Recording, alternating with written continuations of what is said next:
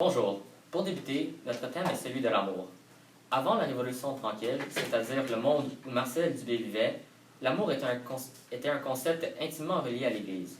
Les couples mariés, ayant fait la promesse devant Dieu de rester ensemble jusqu'à leur mort, ne pouvaient revenir sur celle-ci et devaient absolument faire tout en leur possible pour ne pas divorcer.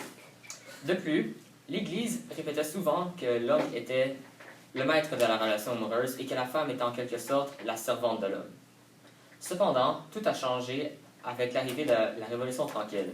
La société, qui était autrefois complètement administrée par l'Église, par exemple les mandats de Maurice Duplessis, a totalement délaissé cette institution et est devenue laïque. Michel Tremblay, un témoin de ce changement, a donc été influencé par celui-ci.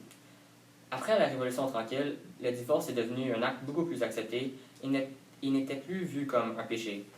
Grâce à cela, la femme a réussi à prendre sa place et a donc délaissé son rôle de servante. Bref, l'amour chez Dubé était l'opposé de celui de Tremblay. En voici quelques exemples.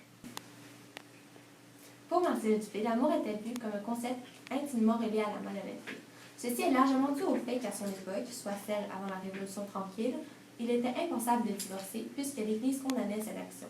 Par exemple, dans son livre Au retour des soies blanches, Achille, le père de famille qui veut absolument que la famille reste unie malgré les secrets sanglants révélés par Geneviève, va tout faire pour ne pas être obligé d'avouer ses péchés à ses enfants, sa femme et sa mère. Celui-ci veut que sa famille oublie tout et fasse comme si rien n'était. Il te faudra tout quitter, Geneviève. Il te faudra renoncer à te souvenir même de son nom et de son visage. Geneviève n'écoute pas, elle fixe le vide. Tu comprends ce que Richard te dit? Tu as 20 ans, Vivi. Toi, tu peux encore faire quelque chose de ta vie. Viens avec moi maintenant, viens. Si ton cœur te condamne, souviens-toi que Dieu est plus grand que ton cœur. Tu t'es libéré maintenant, tu peux plus vraiment rien ajouter. Emmène-moi voir la ville. C'est un très beau soir, Geneviève. Un très beau soir d'octobre, un très beau soir de l'été indien, comme... Elle s'arrête net et se mord la lèvre. Nous mettrons peut-être plusieurs jours à oublier, mais nous oublierons. Bientôt, nous devrions être capables de vivre comme avant. De plus, il y a aussi le thème de l'infidélité amoureuse qui ressort beaucoup dans les œuvres de Dubé. Cette infidélité est souvent cachée à l'autre partenaire, ce qui revient au thème de la malhonnêteté. Par exemple, dans le film Au temps des lilas, Roméo, qui représente la jeunesse de la nouvelle génération, trompe Joanne avec une autre femme sans encore une fois lui dire. Depuis une semaine, tes amis rient de moi quand je passe dans la rue. C'est pas une brève. Avant-hier, je t'ai vu avec une grande rousse. Je le sais, tu sors souvent avec elle dans le jour. Irène, une fille que je connais depuis des années. Tu la tenais par la taille. Tenir une fille par la taille, ça veut rien dire. Tu l'embrassais, ça non plus, ça veut rien dire. Hey, tu commences à m'achaler, toi! Roméo, parle-moi pas comme ça. Si tu veux m'espionner, je vais t'en donner pour ton argent. Pour Michel Tremblay, l'amour dans son livre Le vrai monde est beaucoup plus axé sur l'honnêteté dans une relation. Par exemple, le père, Alex, avoue être un pervers qui aime regarder sa fille faire de la danse à gogo. Lorsque celui-ci est confronté au problème, il n'essaie pas de raisonner ou de se faire des excuses. Il avoue plutôt assez rapidement qu'il est un pervers. Nous pouvons donc conclure qu'une relation amoureuse, entre guillemets, idéale pour Michel Tremblay, est une relation où les deux partenaires sont honnêtes entre eux. Je vais en profiter pendant qu'on est tout seul. Je voudrais te demander une chose. C'est gênant, papa, de danser sur un stage quand on sait que son père est là. C'est quand même pas du striptease que tu fais, Jésus-Christ. Vous criez plus fort que les autres, vous applaudissez plus fort que les autres. Ta gang n'est pas très subtile, papa. Puis je sais pas, c'est malsain. Malsain? Qu'est-ce qui est malsain?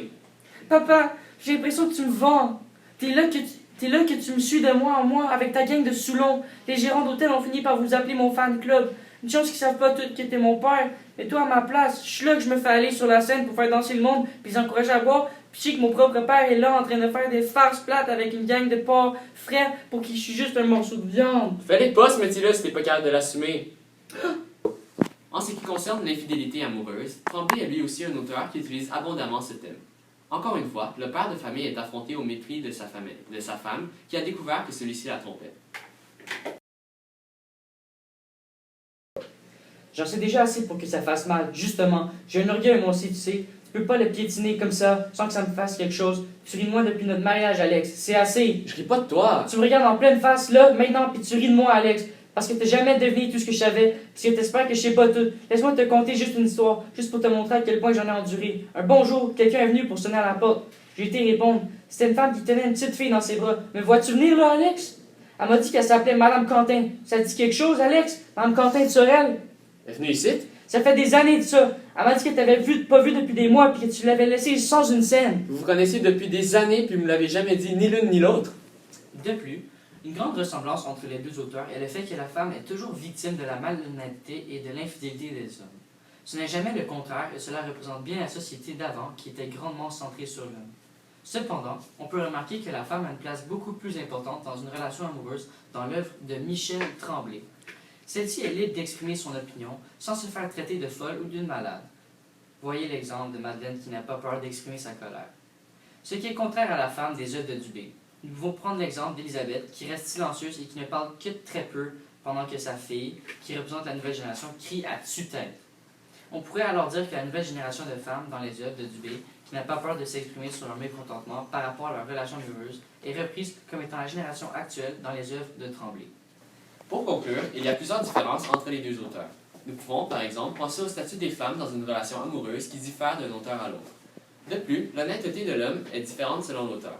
Pour Dubé, l'homme doit faire tout en son pouvoir pour ne pas provoquer un divorce, même si cela implique une panoplie de mensonges, tandis que pour Tremblay, l'homme est libre d'avouer ses péchés. Il y a aussi plusieurs ressemblances entre les deux auteurs. Par exemple, le thème de l'infidélité amoureuse revient à plusieurs reprises dans les œuvres. De plus, le fait que la femme est toujours victime de l'homme est souvent repris à travers les pièces que nous avons étudiées.